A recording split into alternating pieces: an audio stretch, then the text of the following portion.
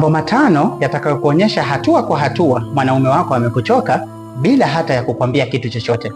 Mwanaume anapotaka kuachana na mwanamke, huwa ni kazi ngumu sana kumwambia sasa nimekuchoka, embu naomba tuachane. Ila kuna baadhi ya ishara utakapoziona kwake, huwa ni ujumbe tosha ya kwamba nimeshaanza kuchoka kutokana na penzi lako. Kwa hiyo utapoona ishara hizi, embu andaa saikolojia yako mapema. Jambo la kwanza ni havutiwi tena kujua kuhusu mambo yako, yaani zile umeshindaje, siku yako leo imeendaje, lakini pia unafikiria nini akilini kwako, huwa inapungua. Mambo ya namna hiyo huwa yanapungua, na mara zote wewe ndio unakuwa unaanza kumwambia kuhusu mambo yako, na unapomwambia kuhusu mambo yako anachukulia tu kama kitu cha kawaida, wala havutiwi kukushirikisha mawazo yake juu yako wewe. Lakini jambo la pili ni ukaribu wa kimwili kupungua.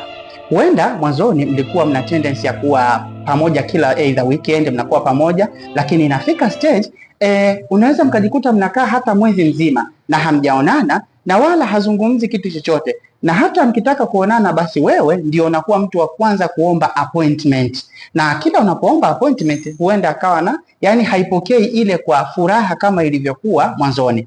Lakini jambo la tatu ni kila au anahisi kama ni mzigo unapomwambia hisia zako. Huenda kuna vitu ambavyo umemkera au amekukera. Unapomwambia labda kitu fulani sijapenda ulichonifanyia siku ya jana, anavyokichukulia, yani anakwambia kwamba unajikuta anaanza kwambia na wewe umekuwa ni mtu wa kulalamika mara kwa mara, au anakunyamazia kabisa. Unamwambia changamoto ulizokufanyia halafu anakukalia kimya, yani hana hisia au hana maumivu na hisia zako tena. Lakini jambo la nne ni juhudi zimepotea. Na maanisha hapa hakuna ahadi tena za upendo, wala hakuna zile pongezi zilizokuwepo mwanzoni. Yani unaweza ukafanya kitu kikubwa sana, yani hata ile hongera kwa kutimiza jambo fulani inakuwa ni changamoto kwa upande wake, na kila unapofanya jambo wewe ndio unalazimisha kuomba pongezi kutoka kwake. Lakini jambo la tano na la mwisho, anakwepa mazungumzo kuhusu kesho yenu.